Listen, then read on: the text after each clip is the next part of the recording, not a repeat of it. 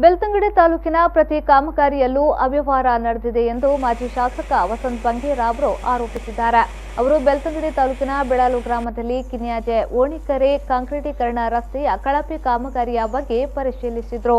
ನಂತರ ಮಾತನಾಡಿದ ವಸಂತ್ ಬಂಗೇರ ಅವರು, ಪ್ರತಿ ಕಾಮಗಾರಿಯಲ್ಲಿ ಸ್ಥಳೀಯ ಶಾಸಕರು ಕಮಿಷನ್ ಪಡೆಯುತ್ತಾರೆ. ಇದರಿಂದ ಕಾಂಟ್ರಾಕ್ಟರ್ದಾರರು ಕಳಪೆ ಮಟ್ಟದ ಕಾಮಗಾರಿ ಮಾಡಿ ಮುಗಿಸುತ್ತಾರೆ. ಇದಕ್ಕೆ ಈ ರಸ್ತೆಯ ಕಾಮಗಾರಿಯೇ ಸಾಕ್ಷಿ ಎಂದರು.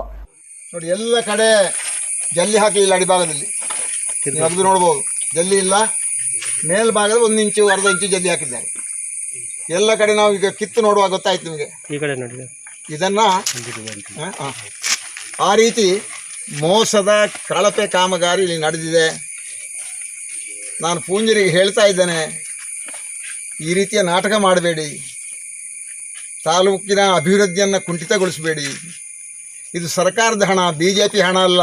ನೀವು ಫ್ಲ್ಯಾಗ್ ಎಲ್ಲ ಹಾಕಿದ್ದೀರಿ, ಸರ್ಕಾರದ ಹಣ, ಅದು ಸರ್ಕಾರದಿಂದ ಮಂಜೂರಾಗಿ ಬಂದಂಥ ಹಣ. ಅದನ್ನು ನೀವು ನುಂಗ್ತಾ ಇದ್ದೀರಿ. ನೀವು ನಿಮ್ಮ ಕೆಲವು ಕಾರ್ಯಕರ್ತರಲ್ಲಿ ಸೇರಿಕೊಂಡು ನುಂಗ್ತಾ ಇದ್ದೀರಿ.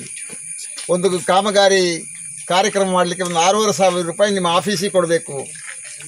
ಅದರಲ್ಲಿ 500 ರೂಪಾಯಿ ಭಟ್ರಿಗೆ ಪೂಜೆ ಮಾಡಿದ್ದಕ್ಕೆ, 1,000 ರೂಪಾಯಿ ಇತರ ಖರ್ಚು, 5,000 ರೂಪಾಯಿ ನಿಮ್ಮ ಚೇಲಾಗಳಿಗೆ ಅಲ್ಲಿ ಆಫೀಸಲ್ಲಿ ಕೂತು ಡ್ಯಾನ್ಸ್ ಮಾಡಲಿಕ್ಕೆ ಅವರ ಖರ್ಚು. ಇದೆಲ್ಲ ಮಾಡ್ತಾ ಇದ್ದೀರಿ.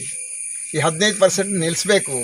ಈ ರೀತಿ ಕಳಪೆ ಕಾಮಗಾರಿ ಮಾಡಿದರೆ ನಮ್ಮ ತಾಲೂಕಿಗೆ ನಷ್ಟ. ಈ ರೀತಿಯ ಕಾಮಗಾರಿ ನಡೆಸದಂತೆ ನಿಮ್ಮಲ್ಲಿ ನಾನು ಮನವಿಯನ್ನು ಮಾಡ್ತೇನೆ.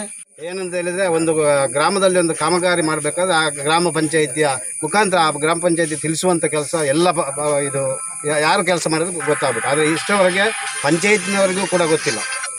ಆದ್ದರಿಂದ ಇನ್ನು ಅಲ್ಲಿ ಏನು 70 ಮೀಟರ್ ಆಗದು ಮಾಡಿದ್ದಾರೆ, ಅದೇ ರೀತಿ ಆದರೆ ಆ ಕಡೆ ಕೂಡ ಕಳಪೆ ಕಾಮಗಾರಿ ಇದೆ. ನೀವು ನೋಡಿದ್ದೀರಿ, ನಿಮ್ಮ ಪತ್ರಿಕಾ ಮಾಧ್ಯಮರು, ಆಮೇಲೆ ಎಲ್ಲ ಪ್ರೆಸ್ನವರು ಕೂಡ ನೋಡಿದ್ದೀರಿ. ನೀವು ನೋಡಿ, ಅದರಿಂದ ಆಚೆ ಸಂಪೂರ್ಣವಾಗಿ ತೆಗೆದು ಅದನ್ನು ಮತ್ತೆ ಪುನಃ ನಿರ್ಮಾಣ ಮಾಡಬೇಕು ಅನ್ನುವಂಥ ಒತ್ತಾಯವನ್ನು ನಾನೊಂದು ಮಾಜಿ ಗ್ರಾಮ ಪಂಚಾಯತಿ ಅಧ್ಯಕ್ಷನಾಗಿ ಅದೇ ಊರಿನ ಎಲ್ಲ ಅಭಿವೃದ್ಧಿ ದೃಷ್ಟಿಯಿಂದ ನಾವು ಅದನ್ನು ಮನವಿ ಮಾಡ್ತಾ ಇದ್ದೇವೆ.